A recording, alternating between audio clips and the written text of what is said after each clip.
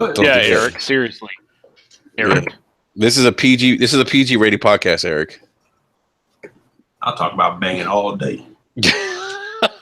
Bang, bang, bang, bang, bang.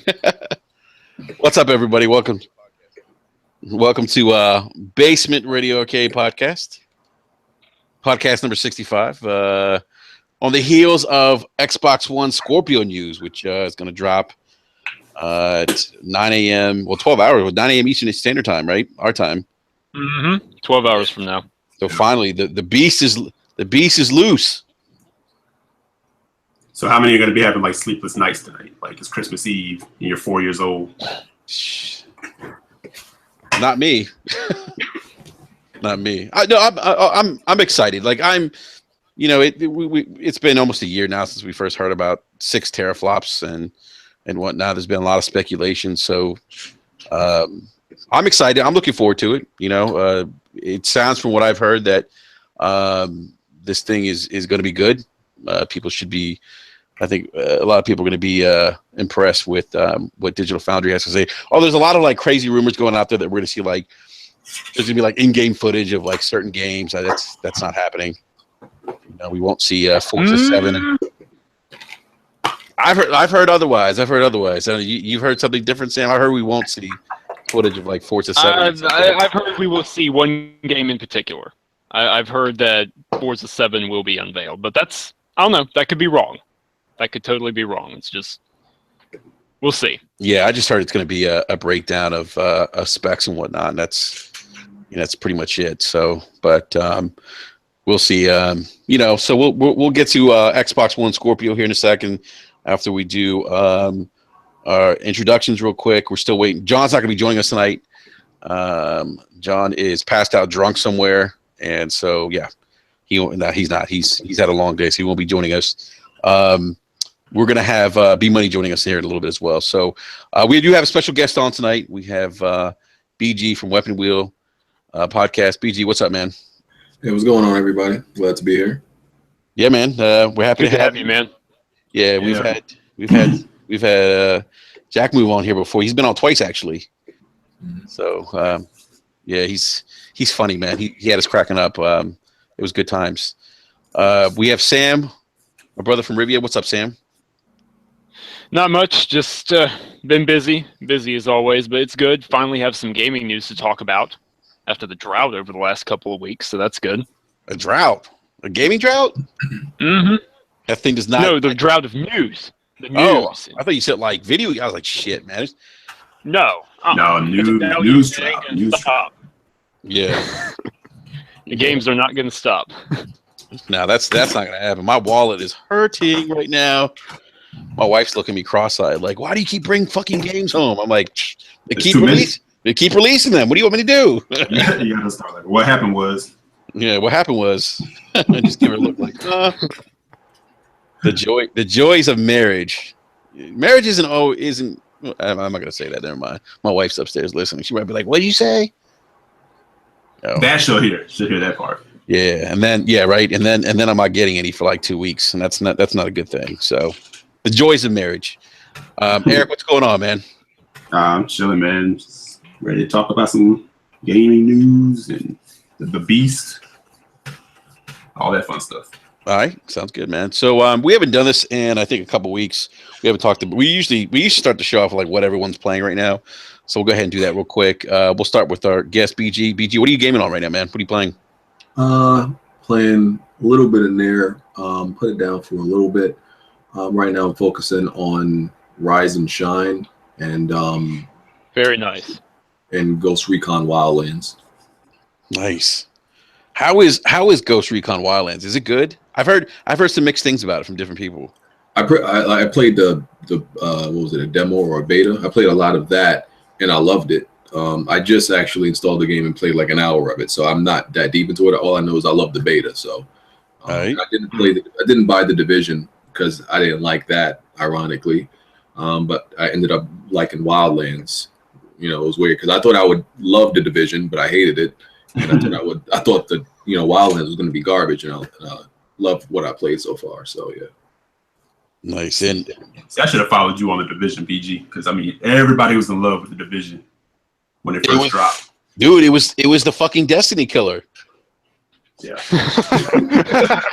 Remember 2 that? weeks later, reality check it. I fell for the hype too. I was like, yes, Destiny killer. Got on there for like a week, and I was like, okay. Oh, can you imagine like the DLC in New York? Like you could be the seasons and different things going on. Yeah. Yep. Let me just say, so the snow got old after a while. It was cool at first, you know, but then it's like how many times can I go to Times Square in a video game? Yo, what killed that too is the trekking across the city.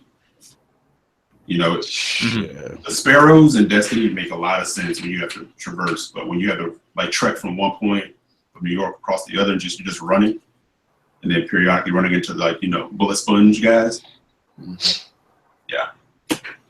And that's another thing right there. Like I didn't buy the Division. I just played the beta and knew it wasn't for me. But bullet sponge enemies in Destiny, that's one thing because it's a giant alien. So whatever. Mm-hmm. But bullet sponge gangsters in beanies, can't go there.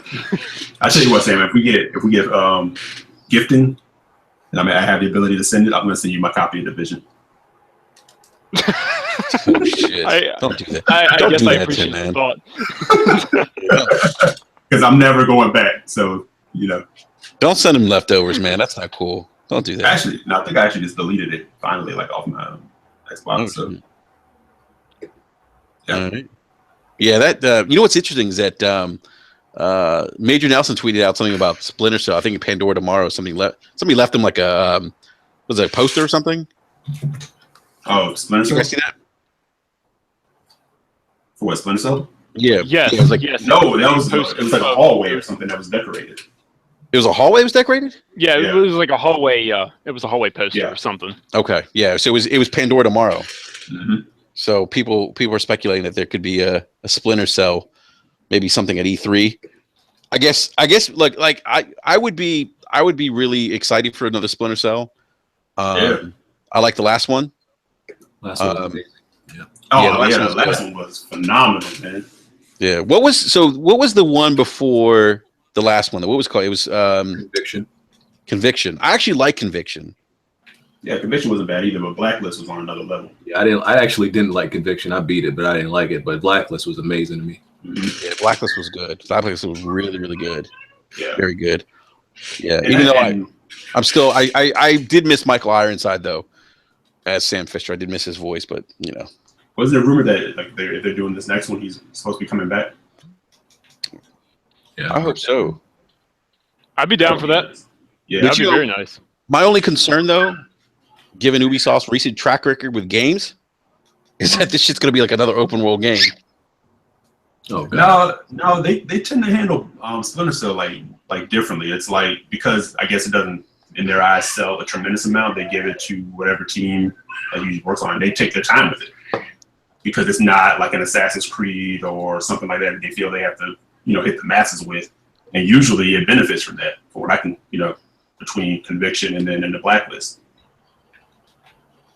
I don't know, man. I'm just going by their recent trends. Like they've been making these open world games. I mean, look at Ghost Recon. Ghost Recon Wildlands is a complete it's a shift for the franchise. They've never done anything like that open world with that game. Yeah, what would a Splinter Cell open world game even be like though? It's just like the stealth and stuff, I don't want to know. No, it would probably be like that sniper ghost whatever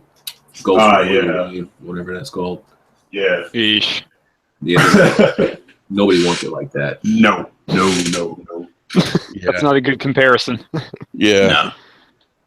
But we'll see. We'll see what happens. I mean, I'm hoping for this. It's about time. I think it's a big franchise. It would make sense, I guess. I think it's about time that we see something from them for that franchise. So we'll see what happens. Sam, what are you playing right now, man?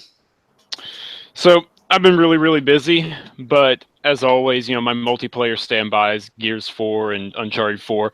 I've also been playing a new game, just came out, called Slugcat. I don't know if any of you guys have seen anything about it. It's on PS4, PC. It's weird.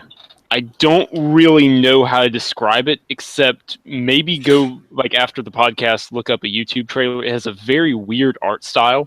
It reminds me of, like, a basic Ori and the Blind Forest, like, without, the colors of the jungle and the forest popping, if that makes any sense. But other than that, it's a very similar art style. It's weird, but it's interesting. Mm-hmm.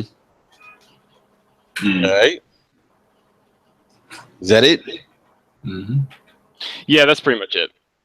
All right. What about you, Eric? I've been kind of like jumping around a bit.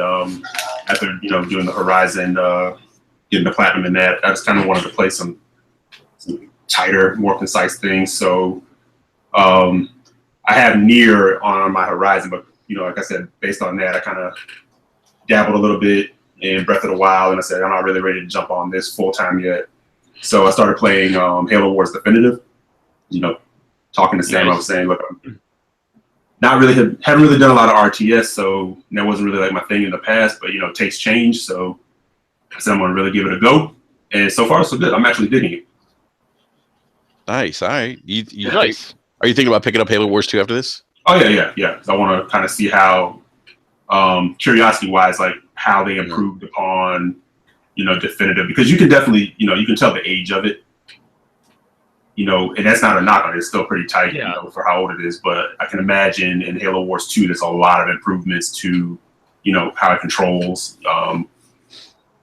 And there are. One thing is you can form groups with your soldiers on the D-pad and stuff like that instead of having to just do local units. That's one big improvement that I found. Okay, that's cool. That's cool. So, plus I want to see this amazing story that everybody talks about. At least I could definitely use an amazing Halo story after Halo 5. So, easy there. Don't be easy there. And other than that, dabbled a little bit in Persona 5, but I know, again, I have to put that on hold. So I have a little extra time to really dive in. So that's kind of it. It's kind of been jumping around a bit.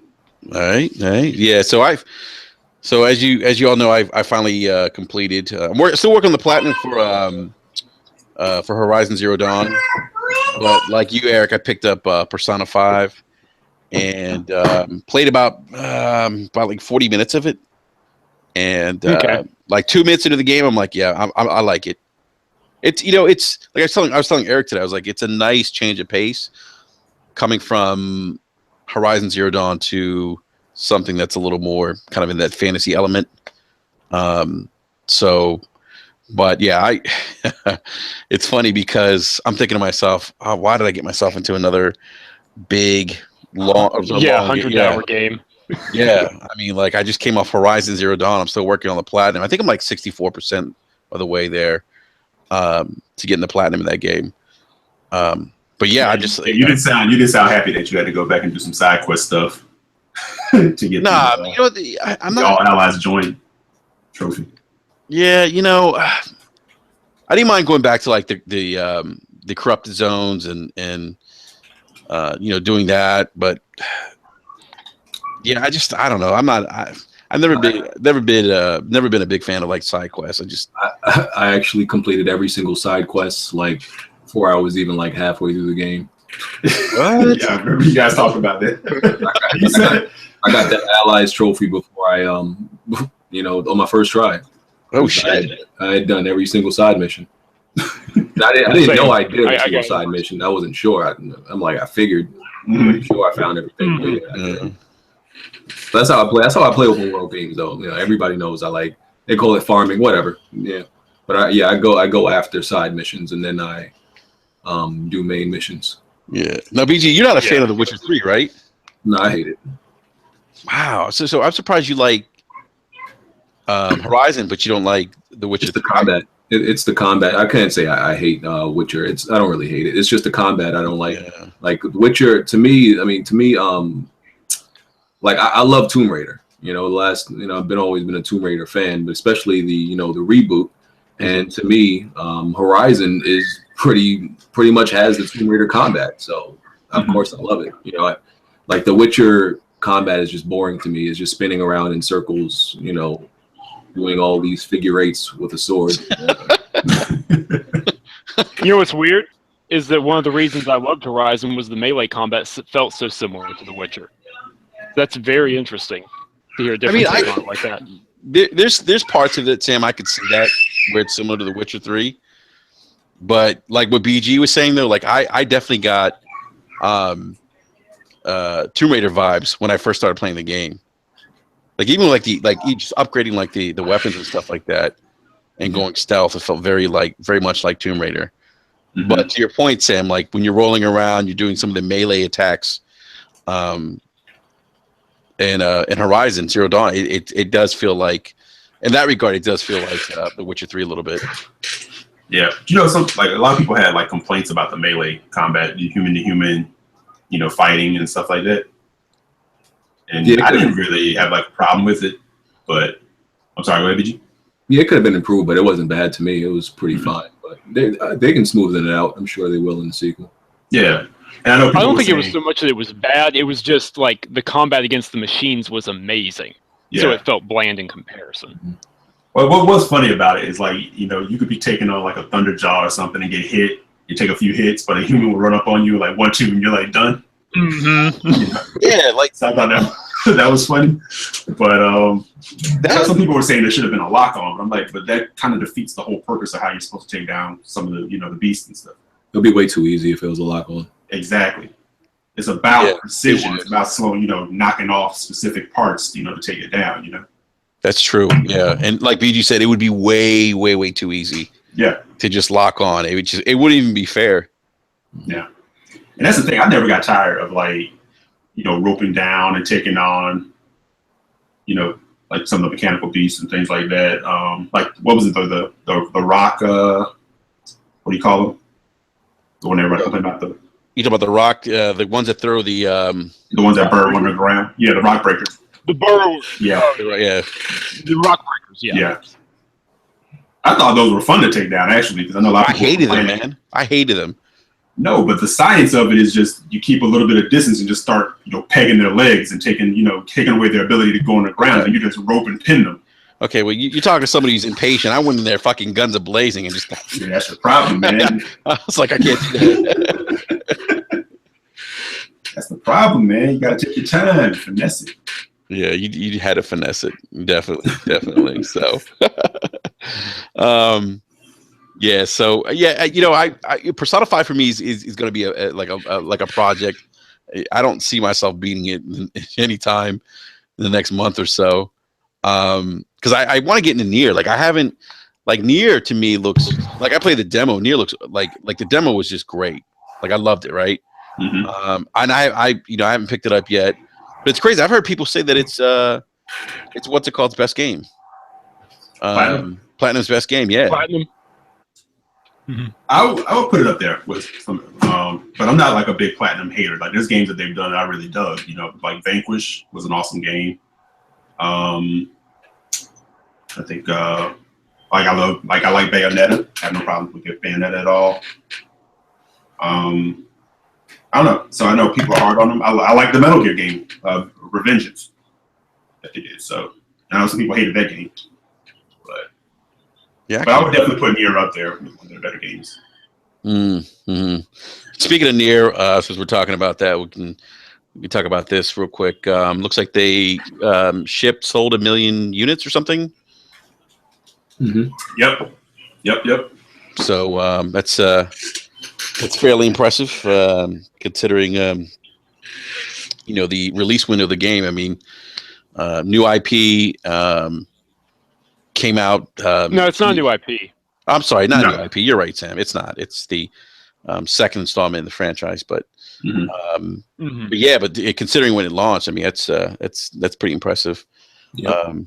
Yeah, even though I saw some people try and downplay that, but you know, I guess you can't please everyone. So yeah, so I'm excited. I gotta pick it up. I might pick it up probably the next week or so, and dive into that. As crazy as that sounds after picking up Persona 5, but I'm so fucking backlogged right now. I have shit that came out like a year ago that I haven't even touched. Like I still have Until Dawn. I haven't even played that. And everyone tells me that game's amazing, but I haven't even played it yet. Yeah, Until Dawn is a lot of fun. But I tell you, Until Dawn is one of those games, like, if you just have, like, a few, like, 6 hours over a weekend, you know, you can do, like, a playthrough on it. You can do that in one night, if you like. Yeah, that's not going to be demanding of your time at all. So it's like a quick, like, that's not what, yeah. So, like, what is it, like, couple, like 8 hours? No, not even. Like 6? I would say, like, I came in at like 5.5 hours, and I took my time trying to get as many of the collectibles as possible. Right. On my first go. Same here. And it only took 5.5 hours. Okay. So you could probably beat it in like 3 if you're just playing it for the story. Oh shit! All right, I might have to pop that in then. Knock that off my my backlog. Wait, what game? Until Dawn. Until Dawn. Oh, okay. Oh yeah, I didn't like that. No, you weren't digging it? Nah, I might rebuy it. It's super cheap now, but yeah, I don't know. I just wasn't feeling it. It was putting me to sleep. Yeah, I picked it up for like I picked it up for $10, I think.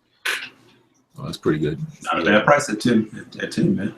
Yeah. I was like, okay, I'll pick it up for $10. Speaking of Persona 5, you guys have heard that Atlas has kind of gone the Nintendo route with regards to streaming. Oh my god, the streaming policies. This is like this is just crazy. Like I don't even know. Like I read like their policy about streaming. Basically, you have to. They want you to limit video content through the in-game date of 7/7, right? Then they're saying you could post however many additional videos you'd like, but please limit each to be at most 90 minutes long. Then they're saying no major story spoilers, and they're saying I'll leave that up to you to your good judgment. Right. That'll end well. That'll end really well. Yeah, right. Then they provide us with some guidelines. Avoid spoiling the ending segments of the first 3 palaces. Okay.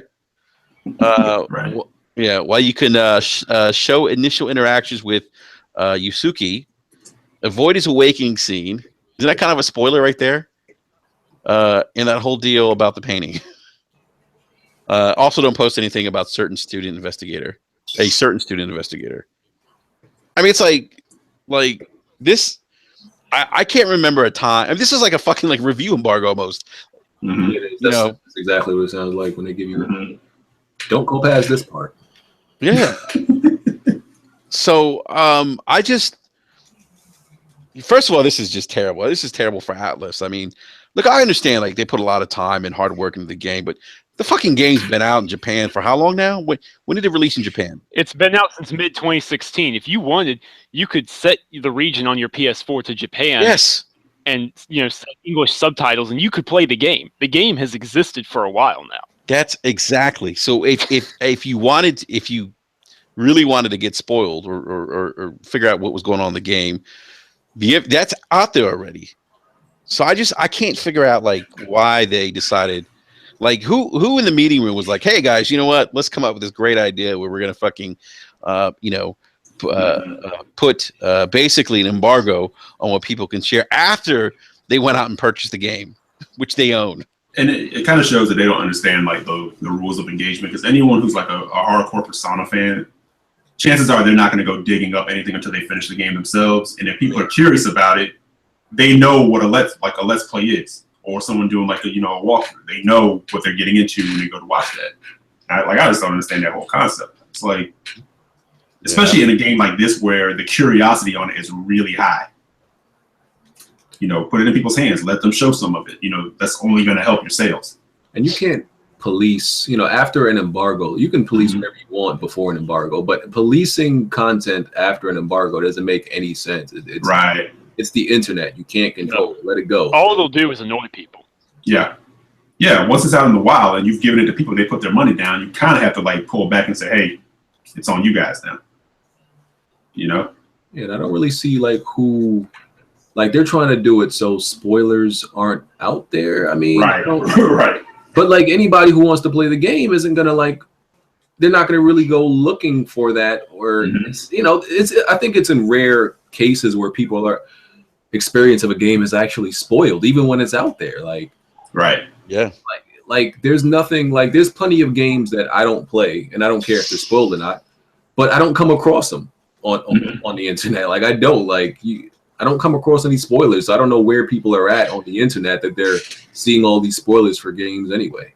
Right. And if you watch enough of a walkthrough till you get spoiled, then that's on you. Yeah. You know. And if you have a YouTube, let's say arguments, you have the YouTube app on your phone and something pops up that says walkthrough, you're probably, if you don't want to get spoiled, you're probably going to be like, you know what, I'm not going to watch this because I don't want to see any spoilers. I mean, it's just like, so I don't understand like the motivation, like who, like who thought this was a good idea. This is very much, you know, I mentioned Nintendo earlier. This is kind of like what Nintendo does. I tell you what, that better be like the most amazing story because they're like, this story is about it. We can't let anybody get spoiled on this. Or somebody's very neurotic on the Atlas board about spoilers. Something tells me that's like a more lot. likely. Yeah, that just seems like a lot to go through to keep people from like finding out about the story. Yeah, I believe you can't even share pictures, right? Like you're not even supposed to be posting pictures. No pictures. No, it's blocked. All of it's blocked. It's all blocked. I don't get it. I really don't. I think this is a black eye to Atlas in this game. Unfortunately, considering you know the part that sucks is this game has been very well received. I think Right. I mean, it's what is it trending 94 Metacritic or something? 93, but still. You know, I mean 93. I mean, so shit. It's one of Big the difference. yeah. It's one of the high. You're right. It's one of the highest rated you know RPGs this console gen. I mean. And you know they got I don't get it. Yeah. So I was you know it was funny. I was reading all this stuff and so after like reading a couple articles about this they're saying you know the reason why they don't want to do this is they don't want the game to be spoiled for anyone. And again I go back to it's like okay people aren't going to allow themselves to get spoiled by a game unless they're not paying attention, you know. Yeah, they may actually click on something, but the likelihood of that happens probably slim to none. At least I think. I mean, I'm not gonna, you know, I'm smart enough to know that I'm not gonna look at a video if it says walkthrough, or it says, you know, how to get through the first dungeon, or spoilers, because sometimes people give us warnings that there's certain spoilers. So, yeah. Again, a 100-hour game. Like, how far do you have to sit and watch to really get into spoiler territory?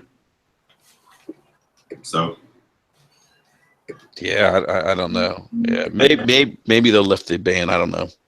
Who knows? You see some of the shade they were getting on Twitter from that? No, I didn't see some of the anything. other companies getting jabs.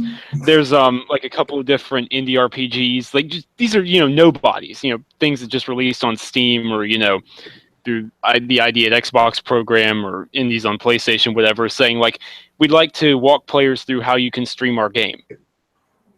Or to Twitch. Step 2, continue playing. Oh my god. And Xbox got down because they were like, we'd like to walk players through how you can start up beam streaming. Step 1, choose your game you're going to play. Step 2, select beam. Step 3, keep going. Like, wow. Oh my goodness. Yeah, I don't get it. Was this the same? Did they have the same policy? I'm assuming they had the same policy in place when the game released in Japan. Presumably, yeah. Yeah, I wonder. Yeah, I wonder. Speaking of other games, Yooka-Laylee finally came out. I think B Money actually was one of the backers. yeah, he said he backed it. You did? Yeah. I am too. Oh, you did too, BG? Yeah. Yeah. Did you get you get your code already? Not yet. No. Yeah.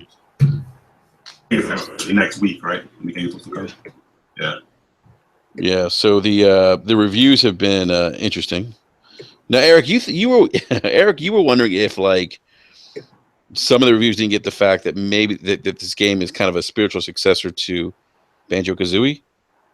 No, I couldn't tell from some of the reviews, and I didn't read all of them. I only checked out a few, but I couldn't tell if I was getting a review from someone who came up on those types of games and it was giving it that bump, or if it was being reviewed by like, you know, some 18-year-old like millennial who's never touched one of these games and has no concept of how they're supposed to work. So I was like, this is crazy. It's like, again, it's like one of those things where it's a little bit down the middle, but it seems like more people are leaning towards not liking it than the people who do like it. But, you know, then my other kind of thought was, it's another Kickstarter game that's sort of having like middling reviews, sort of like Mighty Number 9. But I mean, Mighty Number 9 got judged by a lot of the other problems. It doesn't seem like Yooka-Laylee has any like major bugs. It just seems like it has like some control issues, and some of the levels are just not fun. So yeah, I heard the game had some camera issues too. Like, yeah. It's actually it's trending 68 Metascore right now. That's interesting. I think I'm gonna like that game a lot, actually, just because, you know, when with me, when I don't play, and obviously there's not a lot of games like that around, you know, platforms in general. When I don't play a specific genre for a long time, and I'm saturated by everything else, when I finally play that one genre, it's like it's automatically boosted how much I like it, just off of that fact. So. And I'm not super critical about platformers, you know. I don't know, like I don't really see how.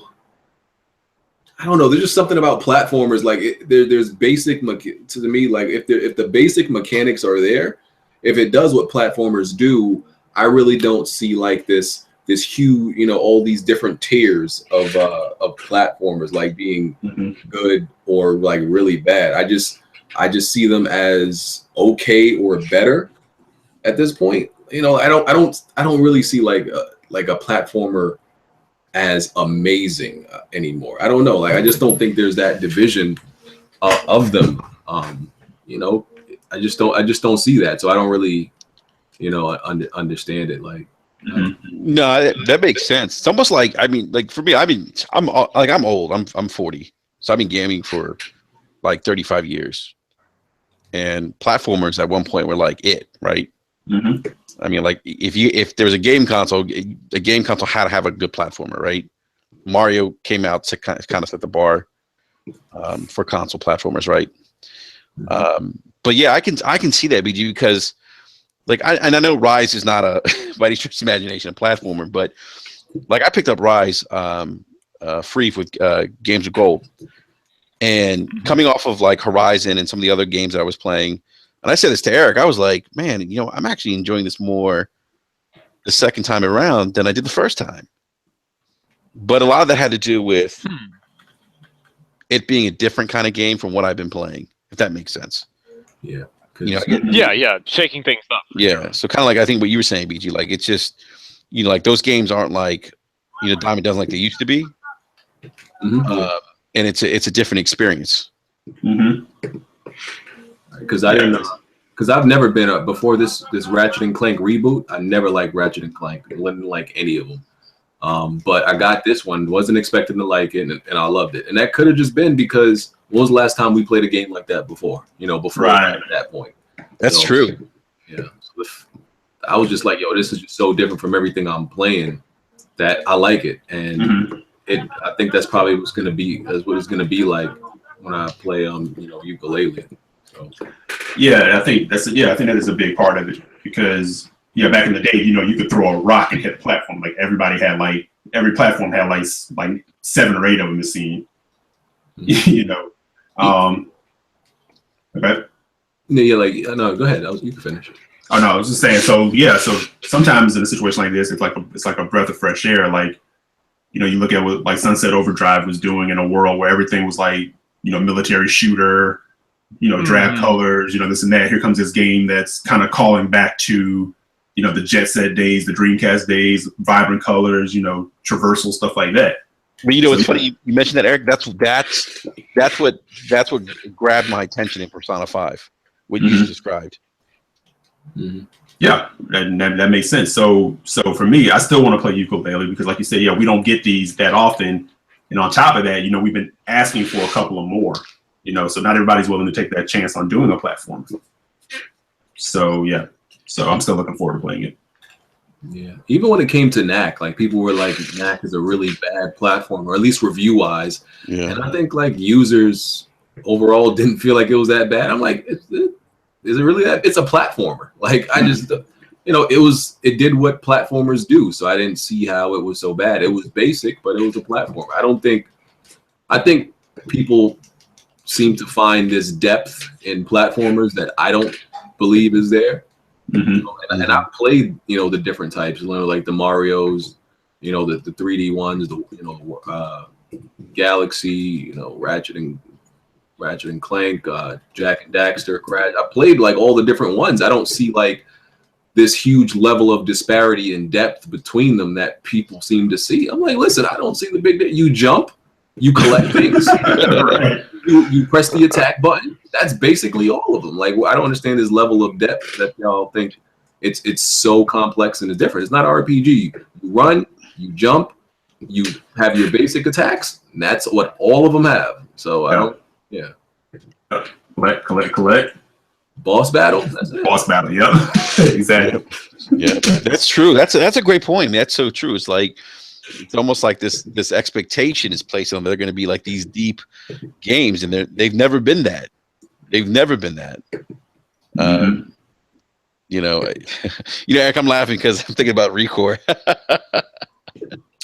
Yeah, you know what? And the platforming of Recore is probably one of its strengths. It is. It's the best part of it. Yeah.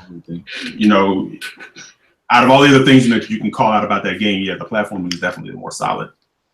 It was. Yeah. So, but I'm laughing about it for another reason. Which is hit me.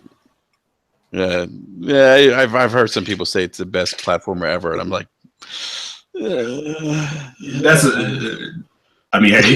beauty is in the eye of the beholder. Yes, Everybody has their thing, but I'm not going down that rabbit. I'm not calling that one.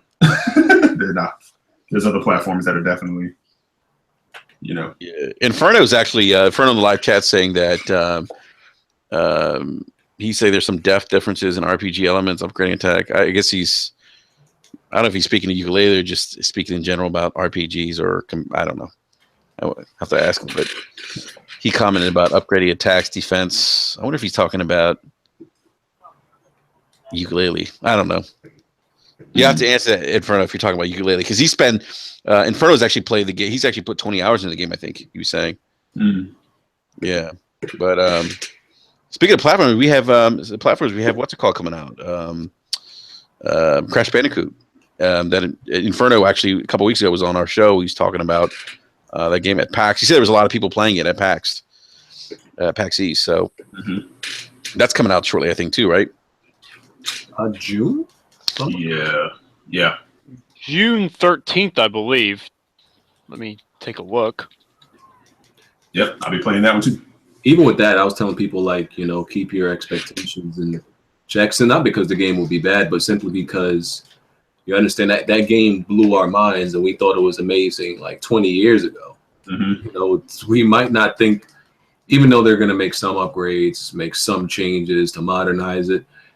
Especially Crash 1. I'm real skeptical about that, because that was like a game was so basic. Crash 2 and 3 definitely, made those games a little bit more timeless. But Crash 1 is really kind of like dull and basic. Yeah. Yeah, it's very, very straightforward. So you have to kind of know what you're getting into. Yeah. And judge it based on when it came out. Yeah. It's like people that would like play like some of the Resident Evil It's like remakes. 70s porn, Eric. That's what it's like. How's it like 70s porn? Well, I'm not going to go to death. I don't want to. Sam, come on, man. You got to reel us back in. But no, I was going to say it's like penalizing, Moving on. Like penalizing old Resident Evil games for having tank controls, today. Right. Mm-hmm. It's like that. Right. Back then, that was mine. That was the thing. We didn't notice the tank controls because we didn't know any better. So you have to really be careful about how you judge some of these things based on some of today's like merits. Because there's games that are dropping today I'm sure that feel like they should have been made like people with 8 years ago. Yeah, exactly. Think about the fixed camera angles in Ocarina of Time. Right. People would find that real wonky today. Great but fucking green, though. Yeah.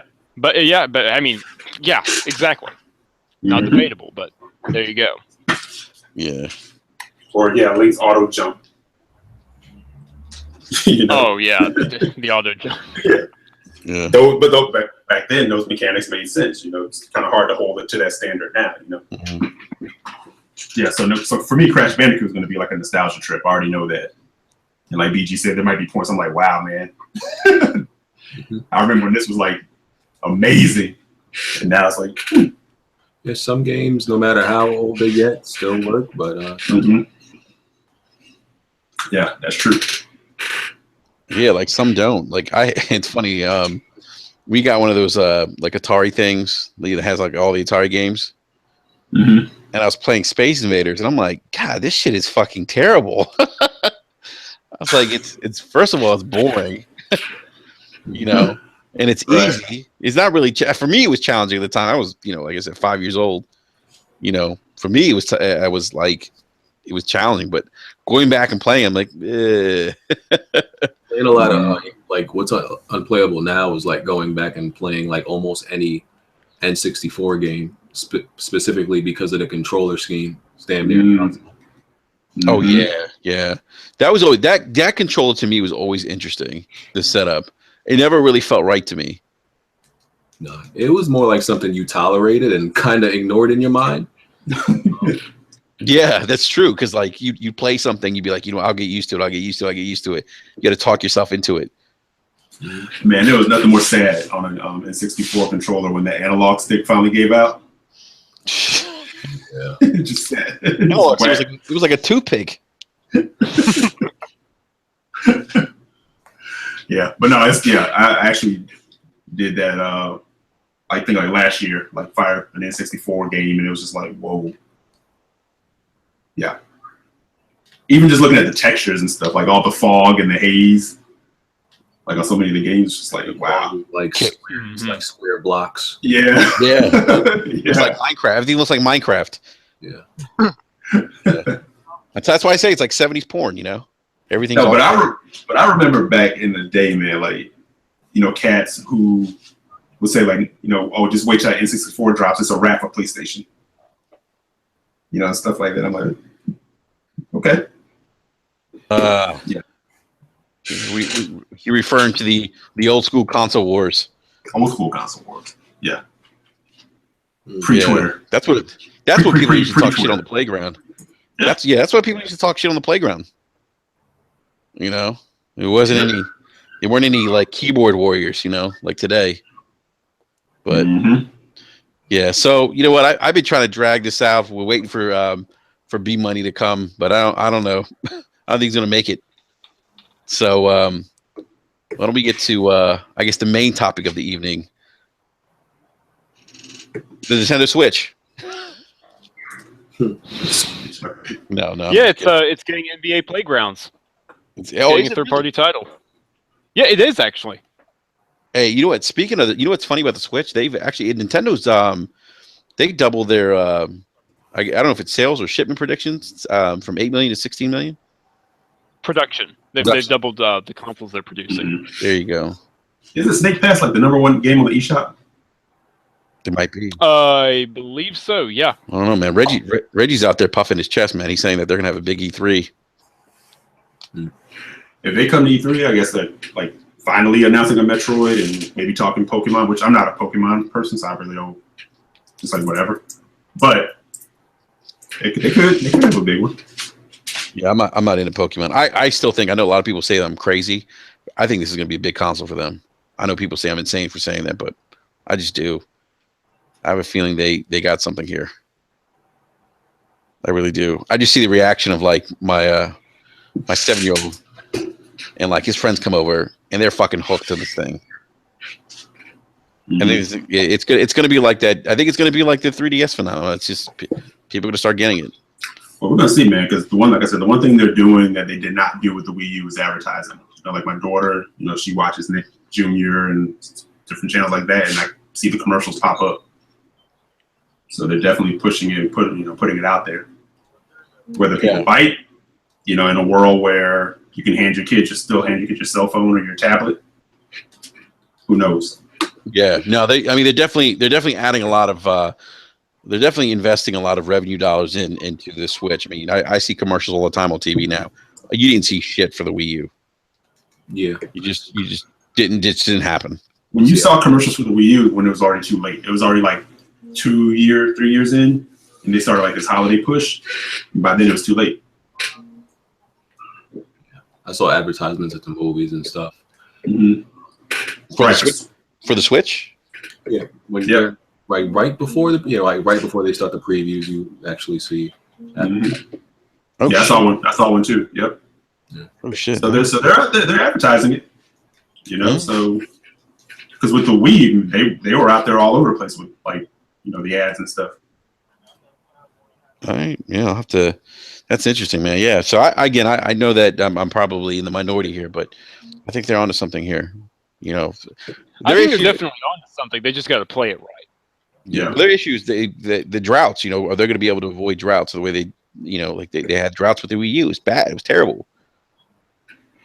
Well, I mean, I guess right now it seems like the indie side is definitely ruling their charts.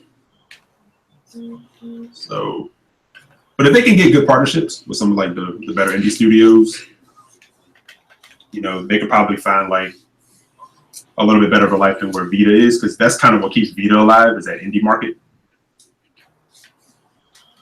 So, sure. Yeah, we'll see, man. We'll see what happens. All right, BG. So Nels Coney, the live chat, he wants us to ask you about the BG movie special. BG movie special. Yeah, I don't know. That's what I don't know what that is. Unless, I still don't know. I'm still not sure what he's talking about. Unless he's talking about, this early screening of Ghost in the Shell that I went to that we got covered for. I don't know if he's talking about that. Maybe. Maybe Nels Coney. If you're talking about the screening, Ghost in the Shell. If you are, just let us know. All right, so let's get to Xbox One Scorpio. Obviously that's the hot topic right now in gaming. The beast is coming. The beast is coming, as people say. But so yeah, I think it's tomorrow 9 p.m. or 9 a.m. Eastern Standard Time. We'll get the specs. Digital Foundry is going to. I don't know if has anybody confirmed what they're going to do? Are they doing a video, or are they just going to do an article on the specs and performance of the consoles? Anyone know? I mean, definitely there's going to be at least one very in-depth article. There may be some videos. There may not. I've heard some conflicting things there, so I don't know. But there will definitely be an extremely in-depth article. All right, yeah, and it sounds like the folks over at Digital Foundry, from what we've heard, are pretty impressed with the Scorpio. We won't get a price tomorrow. Like that's not going to happen. They're not going to give us a price. They're just going to do a kind of talk about the specs, do their breakdown as Digital Foundry does. And no, they're not biased. So stop with that nonsense. But yeah, it sounds like Microsoft has delivered a console. Some people are saying that this console is going to do maybe not every game in native 4K, but it's going to be doing games in native 4K. So we'll see what happens. I mean, I've been a little.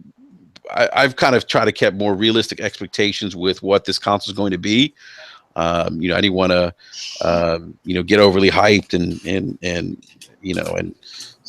think that this thing was going to do 4K 60 frames a second with every game. We'll find out for sure tomorrow. But it does sound like again, like Microsoft's really put together something good. So we'll see what happens. I mean, now, I think the thing after this with Microsoft and the hardware and everything, again, like every other console, it's going to come down to games now. So. We've talked about them needing to invest in newer IPs, new exclusive IPs. We'll see what happens. Hopefully they do that. I hope they do that. I'm probably, for me, this is something I'm probably not going to buy day one, because I don't see the need to just yet because I'm not going to be missing out on any content per se. There's not going to be any exclusive games for the Scorpio, other than the only benefit of games running 4K or even upscaled 4K. But I want to get everyone's thoughts on the Scorpio, the impact that it's going to have. Obviously, I mean, I don't think it's going to tip the scales per se in terms of sales. It may help, but I think for all intents and purposes, I mean, Sony, pretty much has this console generation locked down. I think globally right now, I think they're 2-1. Mm-hmm. Yeah. So and Sony's done a hell of a job too. This early 2017. I mean, just look at the onslaught of games that they've dropped the first couple months of the year. I mean, we're only in April, and we've gotten, NeiR. We got Persona 5. Yakuza 0. Neo. MLB, Horizon. Yeah. And you sprinkle in some good third-party support, Resident Evil 7, Mass Effect Andromeda. They're firing also. Maybe we shouldn't mention Andromeda. Yeah. Yeah, right. Maybe we should mention Andromeda. It's a damn shame what happened to that game. Hey, did you see that Polygon article today? What they said? So what did they say? What did they say? That they're patching the whole game or something? No. They said they did an article that said Mass Effect Andromeda is a oh shit, what was it saying? Polygon, there's two ends of the spectrum here. There's one end of the spectrum is denying the game has any problems, and then the other end of the spectrum is what Polygon did. They said it's an early access title. Yeah, they said it's an early access title. And I'm like, no. If you have ever taken 10 minutes to go into some Steam shovelware of what is an early access, you would retract those words instantly. I'm sorry, no. It's not an early access title. Cut it out. Funny, because that game with all the games that came out this year, that's the first disappointment of the year. That's the first game that disappointed, that didn't live up to what it was supposed to be. And nobody expected, with all the games, we thought maybe it could be NeiR, maybe it could be Neo, maybe it could be Horizon. Nope. Yeah. The one that nobody thought. That's a great point. Right. Everyone was like, okay, all these games are coming out, and then there's Andromeda. It's coming out in March. It's gonna be fucking great. Yeah.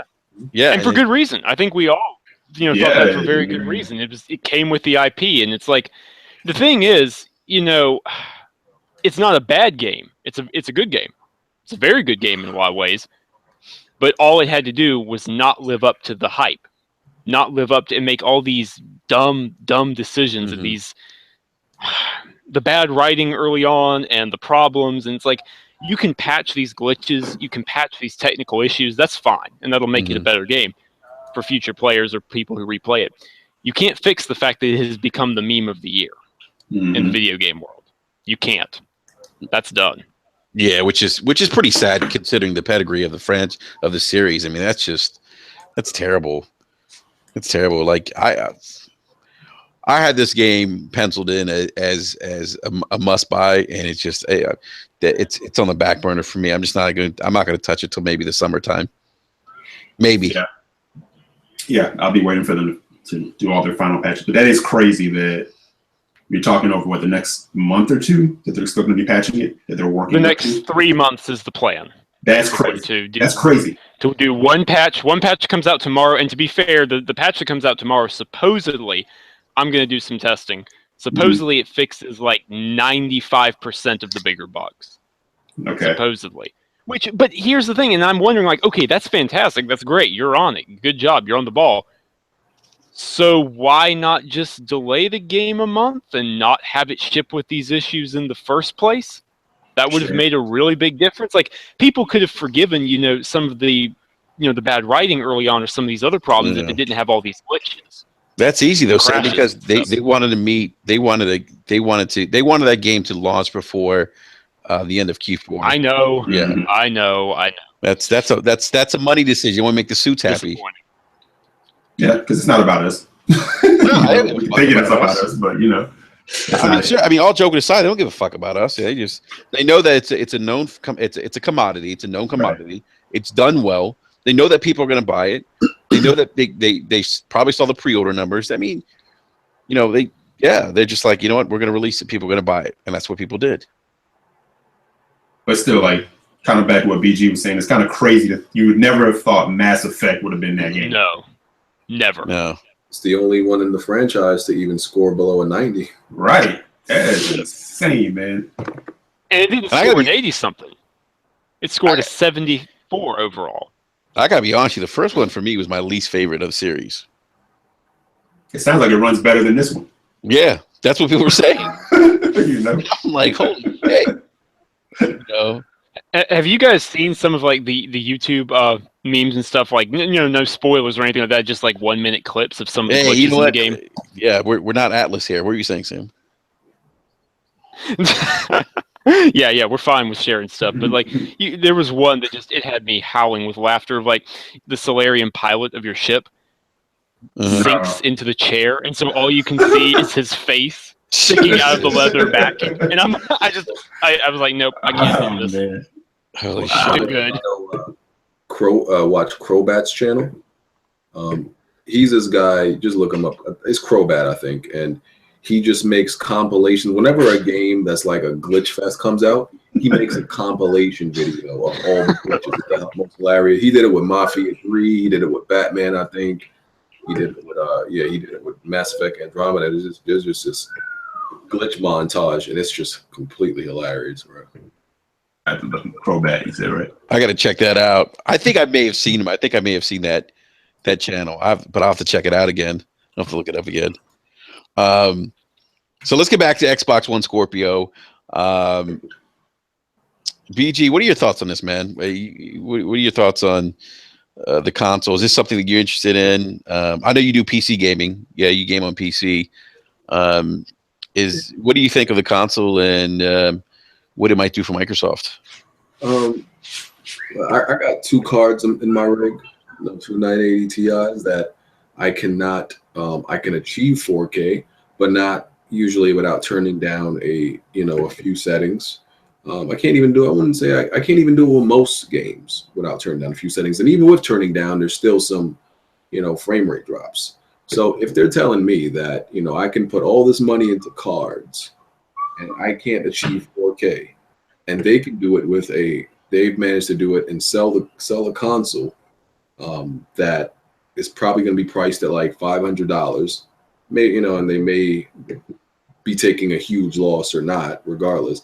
If they're claiming they can do it and they actually pull it off and they can actually have these games running like that, I won't get rid of my PC, but I won't feel the need to have this, this powerhouse with two cards in it. And I would actually buy a Scorpio. I do think, I do want them to prioritize frame rates over the resolution. I would love to play like, if I could play like Red Dead at 1440p 60 frames, I would definitely choose that over 4K 30. And there's other factors that go into it, but I'm not against buying the Scorpio. There's other factors like most of the people I know, are on PlayStation, and PlayStation is my platform of choice. So like if I'm playing Red Dead Online, everybody I know is going to be playing Red Dead Online. That's going to be the most popular place to play it. So there's factors like that come into consideration.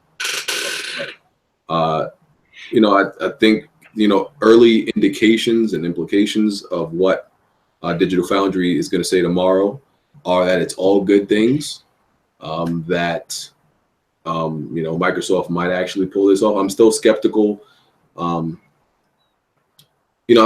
think it's promising about their first party games when it comes to hitting native 4K. I'm not so confident about like what third party devs are going to do with it. And I think the early first batch of games that are really developed for this console are going to have some performance issues, but as far as it tipping the scale, it's not going to do that. And, Phil Spencer and Xbox knows it's not going to do that. It's not going to, close this gap at all. And that shouldn't be the purpose of it. The purpose of it should be for this, to have this premium console for the hardcore audience that wants it and may help you get more multi-plat sales on the Xbox than maybe over the PlayStation.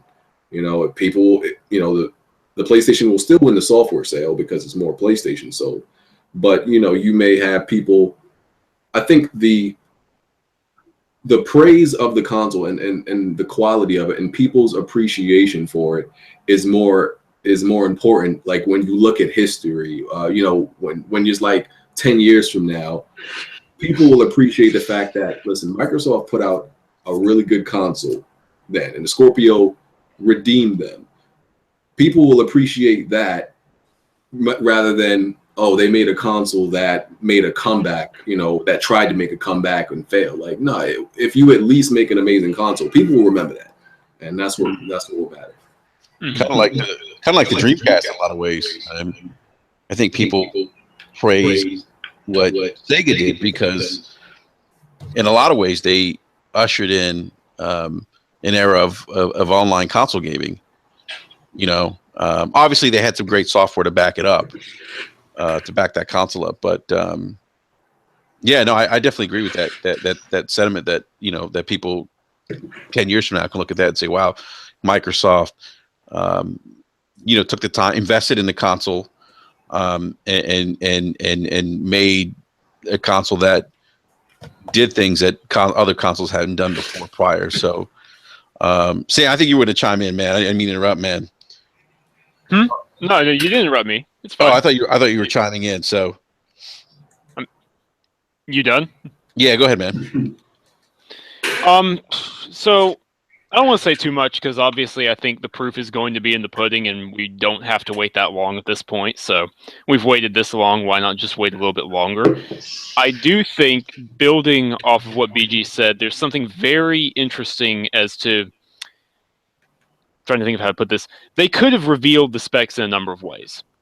We know for a fact that this has been a planned event for at least a couple of months now, that they've planned to reveal the specs ahead of E3 so that they're not doing any kind of technical talk, you know, on stage, which I think is a marvelous decision. Look, I love Mark Cerny, but he about put me to sleep at the PS4 Pro presentation. So, you know, you want to avoid that kind of situation. You don't want to be talking about pixels and HDR. Mark Cerny should never at E3. be. You want to be talking about games. Yeah. You want to be talking about games. So I think it's the right decision. Going about it with a third party, even a trusted third party, screams confidence to me, because they don't control the messaging. Digital Foundry, you know, is presumably torn this apart and gone, okay, we got this, let's see if we can find a flaw here. What does it do here? Let's push it to the max. You know, Microsoft does not control the messaging with whatever Digital Foundry puts out. That's all on them. So revealing the specs in full of what your console is capable of, to me, says that they have a, okay, bring it attitude. You know, just, we're going to show you what we've got. And I think that bodes very well in terms of for premium buyers, because that's who this is marketed to. It's for people who want the absolute best in performance and the absolute best in pixel quality and resolution and stuff like that. So let's just wait and see. We've waited this long. We don't have to wait much longer. Mm-hmm. Well, Sam, you touched on a great point. I mean, like Phil said, like this thing is for, like you said, people that know what like teraflops are, right? People that know about 4K. I mean, this thing is and he said this, it's a premium console. It's a premium product. And, you know, this is something that's geared towards the hardcore and individuals who, like he said, understand what teraflops are. They understand the hardware, the breakdown of the hardware, performance, stuff like that, right? Mm-hmm. And what better venue, if you will, than Digital Foundry to, you know, kind of, you know, release the specs of this console. You know, IGN and IGN couldn't do this. You know, no, Digital Foundry are the ones who are qualified. Right, and that's kind of where my head was at the other day when everyone's like, "Oh man, this is, you know, like a ballsy move on their part, considering how, you know, Digital Foundry shits on them and this and that." I'm like, if you take your emotional side out of it, it's a business thing. People got it. Yeah, I don't mean to interrupt, man. People got to stop with this. They purposely shit on Microsoft or they're biased. I mean, they are reporting on performance. right? And that's it. That's all they're doing. That's all they're doing. They don't have some kind of hidden agenda. If you remember last console generation, what was the narrative last console generation? Multi-plats ran better on the 360. Right? Yeah. Was Digital Foundry biased then? Well, it's funny because it's like flip-flop. Like I remember like PlayStation fanboys, because I used to go to the forums, the GameSpot forums, and people, it was the Sony side saying it, the fanboy saying, "Oh, Digital Foundry's biased, the media's biased." No, and they were. That's why it's already coming back. But that's NeoGAF what, is already filled with boards saying Digital Foundry is paid off for this piece, that you can't trust it. But that's the funny part. When I saw dudes who I've seen constantly go at Digital Foundry for being biased against Microsoft, now being hyped over Digital Foundry checking, and I'm kind of like, so does that mean in your head you've always said that they're in Sony's pocket? So does that mean they're now in Microsoft's pocket? Which is stupid. A stupid comment for anybody to ever start thinking that Sony paid off anybody, right? But again, I said it's a business thing. Who does it, better than Digital Foundry? So like you said, here you go. Digital Foundry has not changed. Right, here you go. I just want to say. No, but here you go. Have at it. It's going to be what it's going to be. You can't hide it. It's got to come out. They're going to, it's going to be in people's hands. So whatever it's going to be, it's going to be. So it's not like, oh, I can't believe they went to Digital Foundry because Digital Foundry hates them. No, they don't. like stop. That narrative has to stop. It's not. People need to stop with that because it's not true. You think about this rationally. Like you think Digital Foundry, you think I forget the guy's name that everyone hates. Oh shit, what's his name? Last name's Ledbetter, I think. Richard Ledbetter. There you go. Yeah, thank you. People are, he hates Xbox One. No, he doesn't. You think that motherfucker wakes up in the morning, he's like, oh, I'm gonna really give it to the Xbox fans today. No, I mean, really, think about that. This guy's a grown man. Look like he's probably in his late 40s. You really think that's what he's thinking about that? Right. I think he's older than late 40s, man. That dude looks like he's in his 50s. That's me giving him benefit of the doubt, but he's probably right. Yeah. I mean, the guy, he's not waking up and thinking about that. He's got more important shit to worry about, And it's just the whole media, but I was hoping that with the reveal of Scorpio that people would see, because, the media will praise this. The media will praise when you put out a good product, it's going to get praised. And I keep saying this, and I understand why this doesn't resonate with people. Like, you have to understand something like, and Seamus Blackley even said this. He said the issue with the Xbox One when it released was that it had to do with media bias. It had to do with the fact that when it released, and we talk about resolution, people think that the power narrative is the reason why PlayStation 4 is ahead. Now that probably that might have something to do with it, maybe in the beginning a little bit, but at the end of the day. What Sony capitalized on was Microsoft's stumbling out of the gate, the way Microsoft capitalized Sony stumbling out of the gate with the PS3. I mean, we all remember when the PS3 was unveiled. Remember, people will go out and get a second job. Yeah, but here's the difference with that though. Microsoft had already had a year lead. And sat back and they waited for Sony to do what they're going to do. And Sony came out and still was so, up their own ass about it and still stumbled. And Microsoft kind of went, all right, back to work. Yeah. But I say that to say, it's not my job to sit here and make excuses for what happened with Microsoft in 2013 or what happened with Sony. It's their job to dig themselves out of it and prove to me why I need to have their products. You stumbled? Okay. Continue to prove to me as a consumer why I need to have it. It's not for me to sit here and defend and, and take it personal and be emotional and, and all this other stuff that people do on a daily basis on Twitter. I'm a consumer, That's 110% true. I mean, that's I'm not loyal to a console. I mean, shit. Imagine if I was loyal to fucking Sega. I mean, Sega's not even in the console business anymore. You still sitting there fighting for Sonic? Yeah, I mean, somebody fighting for Sonic. Skies of Arcadia, Wait on that Dreamcast too? Yeah, right. Waiting for that Dreamcast too. But no, I mean, this is a part that like that just to me, I was hoping that would kind of that narrative would go away with the release of Scorpio. People would see that that it's not media biased. That in a lot of ways, 2013 Microsoft. It was them. They're the one. They're the reason why they're in the position that they're in. It's not the media. It's not this biased narrative from Digital Foundry. When that console released, people need to understand something. And this is the big difference from 2013 to today. When you think of 4K versus 1080p, 1080p TVs, there was a higher adoption rate of 1080p TVs then, and there was more 1080p content available at the time in 2013 than there is 4K. Well, you kind of had to get a 1080p. But sorry, Eric, go ahead. No, I was just gonna say with the switch from SD to HD TV, it's like you had to because you were sitting there. If you were trying to play a next gen console on a standard definition TV, you can read text, you were kind of pushed into it. Yeah, you're not being pushed into 4K. You can take it or leave it right now. But yeah, but my point my point too is what go ahead, Sam. Can I say something? I was just going to say content, yes, but the adoption rate actually isn't true.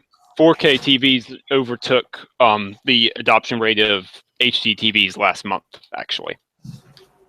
That's not my understanding, Sam. My understanding is that they're not even like 30% of households right now.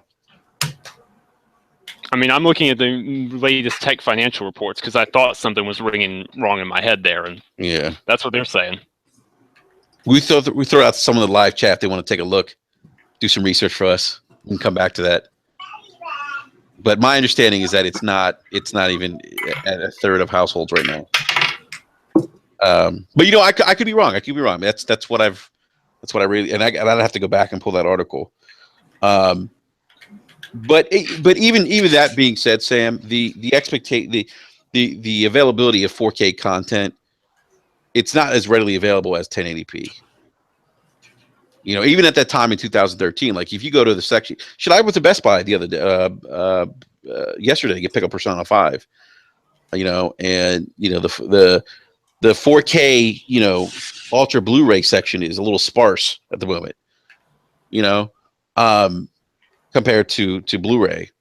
So I think, at that time, 2013, the expectation was, if I'm paying $4.99 for something that doesn't even play 1080p content and is basically doing about the same resolution as the console I owned last generation, and costs $100 more than another console that happens to be doing 1080p.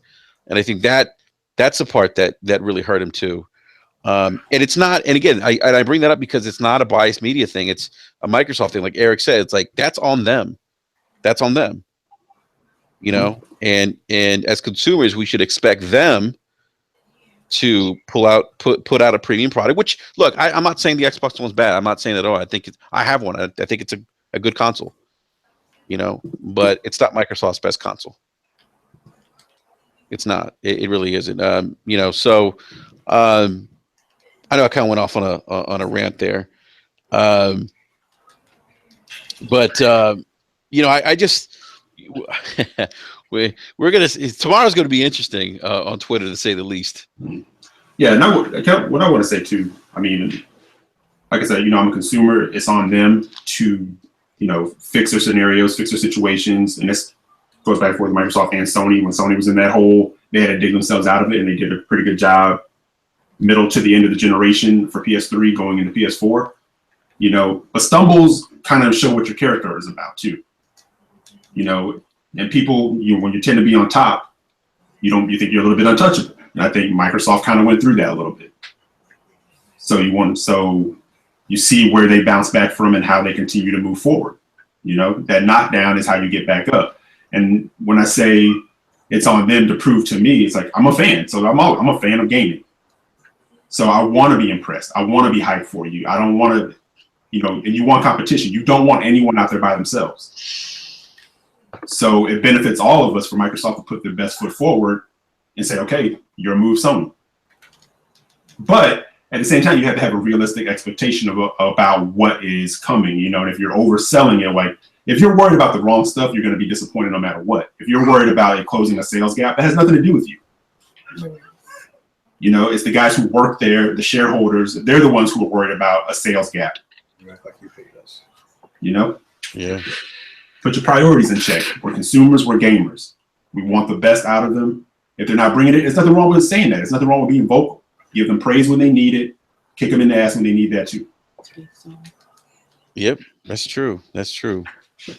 That's true. So but this whole blind defense of everything, I always say, beware the person that has like no critique for something that they love, but also beware like the person that has nothing but hate or nothing but negative to say. Find that person that can be in between, give that praise and that criticism. Oh, you're describing neutrals, Eric. They're not good. At this point, I don't even know what a neutral is anymore. There's so many definitions. You know? Yeah, actually, I got called a neutral this week, and somebody actually said that John was my daddy. That was interesting.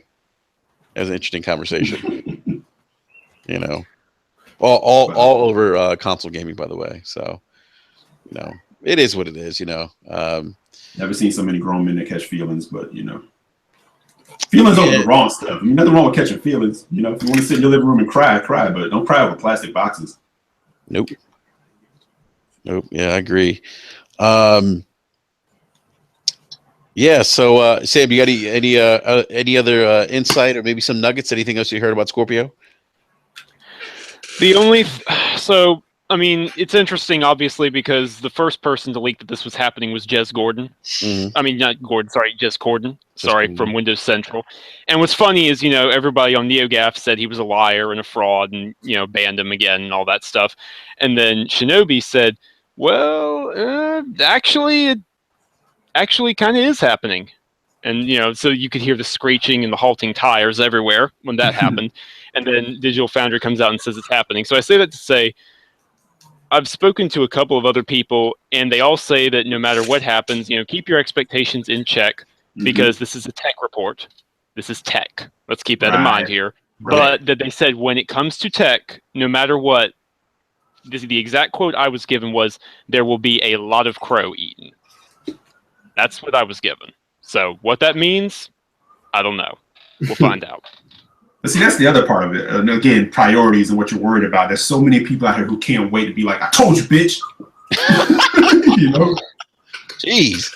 Like, no, seriously. Like, you don't even care about the fact of what this could do for you as a gamer and for what you do this for. You're so worried about the gotcha moment. That's aggressive, Eric. I told you, bitch.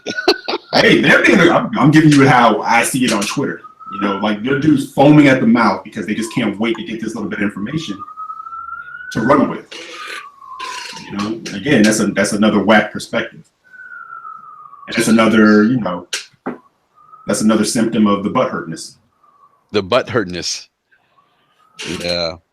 You know, and Sam, I know we talked about this before we went on the air, and I know you and I don't necessarily agree on this, but you know, the whole idea that I think people have been, look, I'll say this. People over this stupid console war stuff, people have done some rotten shit to people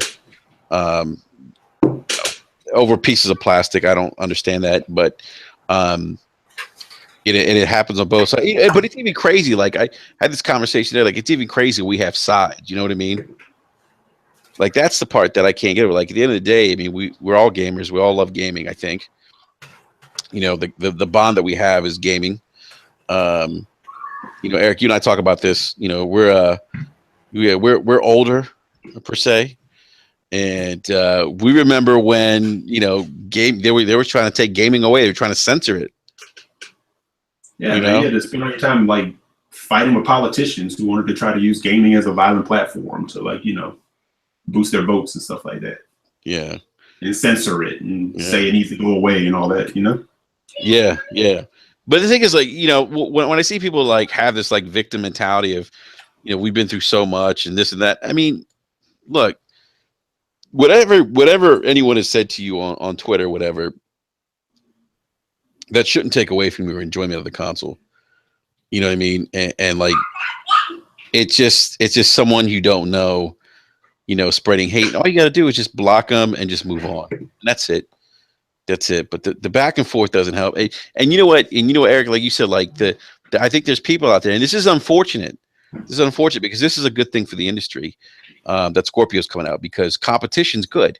You know, we have. I mean, think about what's happened in the last year in terms of gaming. We had PlayStation released a Pro, right? We had Nintendo release a Switch.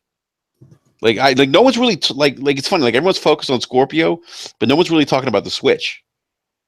You know, the Switch could definitely have an impact this console generation. I'm one of the few, one of those in the minority, you know, that thinks that the Switch is going to do well. You know, I think Nintendo's onto something, and I've said that over and over again. I really do. I think they're onto something special here. And now we have Scorpio, and these are things that are going to benefit the industry in the long run, right? They promote healthy competition, which benefits us as consumers. So, you know, people should look at this as like, okay, this is cool. Like we have some new tech out. Like Sam said, it sounds like this is going to be an impressive piece of technology or hardware. I've heard the same thing too. But people should be celebrating this. But I think, unfortunately, what we'll see tomorrow is we'll see one side hating on the other side. We'll see some people using this as a way to get back at people or to use this as a vendetta. And then it becomes this vicious cycle, you know, which is silly because if you're one of those people that are going to be out there, you know, puffing your chest and bragging about Scorpio, you know, because you're upset about what someone said to you 3 years ago, then you're missing the point of what gaming's all about. And you're setting yourself up to be part of this vicious cycle because, you know, Sony's going to answer and they potentially might have something in the pipeline or may release something that's more powerful. And then what? You know, and then you're missing out. You're missing the whole point of what gaming's all about, which is just enjoying the games, right? And by all stretch of the imagination, this year, 2017 has been the best year in gaming for me that I can remember in a long time. I don't know if you guys agree with that, but for me, it has been. No, it's definitely been. I mean, it's like just the fact, you know, what Sam said a few weeks ago. Like, are we at a point where there's too many games to play? You know, because I don't know about you guys. I don't have any extra time in my schedule. No, but my game it's only stack is getting there. crazier. it's been hard because so many of the games are like longer game. Like I've put like 80 hours into Neo, and what like Horizon is like maybe 30. There was something else that was like pretty long. But yeah, like it's like a whole bunch of long games, and yeah, it's definitely the best start to a year that I've experienced in a long time. Yeah, me too. I mean, BG, it really is. I mean, it's just, it's, I can't remember a time where I've seen so many quality games come out like, I mean, just like back to back to back. Yeah. You know, I mean, I think there was that week period where we got Horizon, Zero Dawn. I forget what else released before after that. Maybe it was Gravity Rush 2, I think. I don't remember. Gravity Rush 2 was back in January. Yeah. Was it back? But January kicked things off because it wasn't just Gravity Rush 2, and you had Resident Evil 7. Yeah. God, how good was fucking Resident Evil 7? That was such a good game. Yep. Actually, want to replay that. It's crazy. Gotta play it, man. But Gotta pick it up. you haven't played it yet, Eric? You sound surprised with this barrage of 2017, man. Dude, come on, man. I'm not doing you like I did you in Destiny. Yeah, man, you did me dirty in Destiny. You treat me like in high school, like, man, let's smoke some cigarettes. And then when the dean comes, you haul ass on me. Yeah, he did it. He did it. Was that Rise of Iron came out? You want to cop it? Yeah, I don't know, man. I don't know. Come on, man, pick it up. Yeah, I think it was like me and B were like, yeah, man, once you get it, We're gonna cop it, man, cop it. Yeah. Show up at the core of my new shoes and everything. Yeah. You guys like, oh, we're done playing, man. Silent. Yeah. We just finished. Oh man. All right. Hey, so Anchorman. So Sam, why is Anchorman pissed, man? He says, "Gotta show support even if I'm pissed." Anchorman said, "I'm just here so I don't get fined." Come on, Anchor. You get a smile on your face, man. It's not that serious. I hope not. I hope it isn't serious. I don't know. Well, anyhow, we're gonna go ahead and wrap up the podcast. And we'll, B Money's in the chat. I didn't even see that. What's up, B Money? We missed having you on tonight. All right, so yeah, we're gonna go ahead and wrap up the podcast. But BG, we did have a question from chat. Oh, we do have a question. Okay, go ahead. Yeah, we had a question from chat. Just one tonight, and it was Rain City Gamers, who was really active in the chat. Shout out to you, dude. Although all of the chat, I just want to say our chat is always great. Our chat is always fantastic. Yeah. But Rain City Gamers says, question for podcast: who is planning getting Scorpio day one, and if not, then what would make you change your mind tomorrow? Good question. Day one. I don't know about day one, but it's probable. Well, actually, day one is possible. All depend. I just need to see proof that it does what it claims. Like even with the reveal tomorrow, that's still not enough.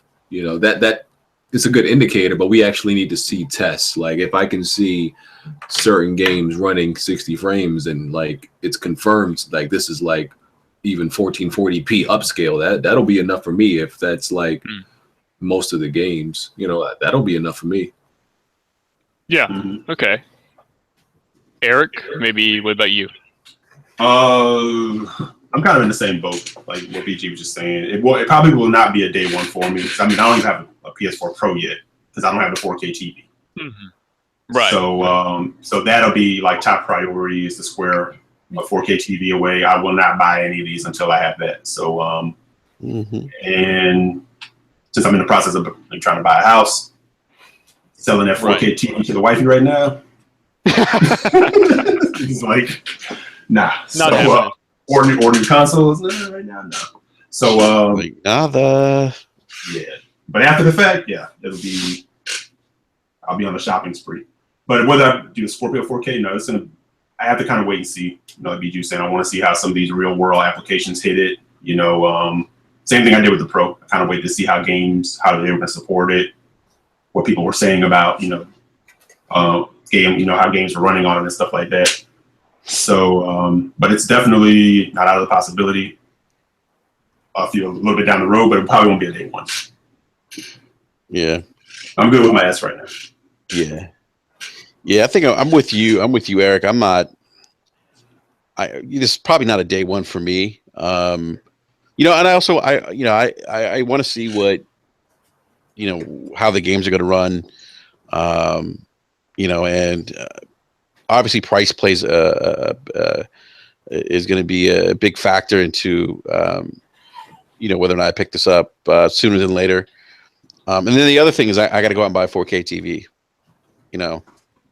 And I can't have. I gotta buy. I gotta have. When it comes to TVs, I gotta have something like good, And right now, Eric, like you said, it's a hard sell right now to the wife. The joys of marriage. We just got to. I just got to. We moved into this house 5 years ago now, and 4 years ago I got. 2 new TVs, basically. I got a 55-inch. I got a Panasonic Plasma ST50 in my bedroom, which is my movie TV. I love it. It's calibrated. The picture looks fucking amazing. And then I have a Samsung LED in my basement where I game on it. So trying to say, hey, honey, guess what? I got to go out because the Scorpio just came out. I got to go out and buy a 4K TV. Yeah. So I'm with you, Eric. I feel your pain, man. Right. But then also, I want to see, like, Scorpio's fine, hardware's fine, but again, I've been maintaining since jump. That's not what motivates me. I want to see what you're talking game wise, and I get it. People say this thing now that I know exclusives don't matter as much, but they do. They still matter. Because other than that, for me, what's my compelling reason for owning it? It's not just to have more power or because something may run a little bit better. I want to see games. I want to see what your roadmap is going forward. Yeah, that's a good point. I mean, like ultimately, like if like the only thing that would really like if I was like, oh my god, I gotta have this day one, is if they showed off, if they're like, okay, we're gonna have exclusive content on this platform that you can't get on the vanilla Xbox One. If they said that, different story. But if I'm not really missing out on any content, then is there a rush for me to go out and get it? Probably not. So yeah, so that was a great question, Rain City. Thank you for throwing that out to the panel, man. Definitely appreciate it. All right, so Anchor has a question. Do we treat? Oh shit! Hold on a sec here. Do we treat Scorpio like a blank slate for the console war, or a past arguments or our past? I can't even fucking read. Or our past arguments in Vendetta still valid? None of it never mattered to me, so I don't know. Yeah, I don't have any vendettas. I don't engage in console wars, so I can't answer that. So I mean, I'd say, and I didn't get to offer my take, but yeah, I'll get it day one. But that's because I'd like, for me, it's like, no, it's fine. It's fine. That was on me too. It's like, for me, if they can actually deliver the 4K, then it's like, okay, why do I need to upgrade my computer? My computer's still really good. It can do near 4K and on most games, but it's like, I don't need to upgrade that if they sell me on this. But I'll probably get it regardless. As for the Vendetta argument, without dragging up a bunch of crap, the only thing I'm going to say that is, ideally,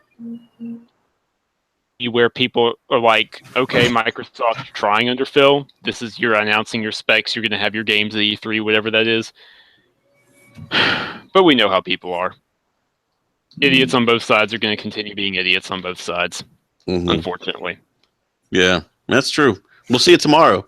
We'll see that shit firsthand tomorrow on Twitter, unfortunately. There's going to be all kinds of levels of stupidity tomorrow. So, all right. So we're going to go ahead and wrap up the podcast. Big shout out to everyone in the live chat. Thank you for coming through again. Always a positive live chat. Definitely appreciate everyone stopping by. And BG, thank you again, man, for joining us. Man, we really appreciate you coming on and joining us, and you can talk some video games with us, man. Yeah, no problem, man. Thanks for inviting me. No, absolutely, man. On, bro. Yeah. So, BG, real quick, you want to go ahead and plug Weapon Wheel?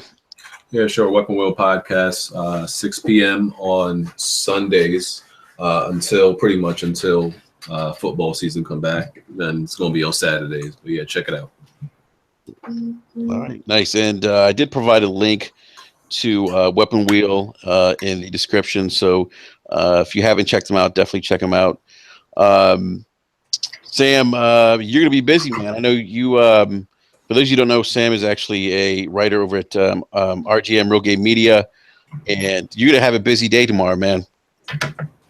Oh yeah, have you guys? I presume you've seen that GIF of Kermit typing away, hammering on the typewriter. That's pretty much going to be me 9 a.m. It's going to be like, because everyone else just gets to engage in the console war nonsense and look at stuff. I've got to. Oh, okay, crap! I got to pull in this link. I got to type. But it's going to be fun. It's going to be cool. Yeah, so definitely check out RGM tomorrow for all things Xbox One Scorpio related. So. All right, gentlemen. So we're going to call it a night. Everyone, remember to give us a thumbs up. And if you haven't yet, subscribe. And we'll be back on next Wednesday at 9 p.m. Eastern Standard Time. We'll be talking about the fallout from the specs Xbox One Scorpio. And hopefully there'll be some other... There's not going to be any fallout. There's not going to be any fallout. Everybody's going to be on their best behavior. It's going to be nothing but gamer unity. You know what? Let me make a request, actually. Because here's the thing, our listeners are good. Like everybody, Nels, Maddie, all the regulars, you guys are fantastic. Yeah, Inferno, yep. But for those, Inferno, everybody who listens to our podcast, you do a great job. If you usually engage in this nonsense, can we have 24 hours free of it? Please. Can we try? You think we could try to have 24 hours of, okay, that's interesting, it does this. Do you really think it would do that? I don't know. Let's talk about it. I know this is probably a futile appeal, but please, maybe. Probably not. Try. A wish upon a star, man. Exactly. It's a good sentiment. But hey, Yeah. So, all right. it would be nice. Yeah, it would be nice, but yeah, probably not going to happen. All right, everyone. So we'll catch everyone next Wednesday and 9 p.m. Eastern Standard Time. So, peace.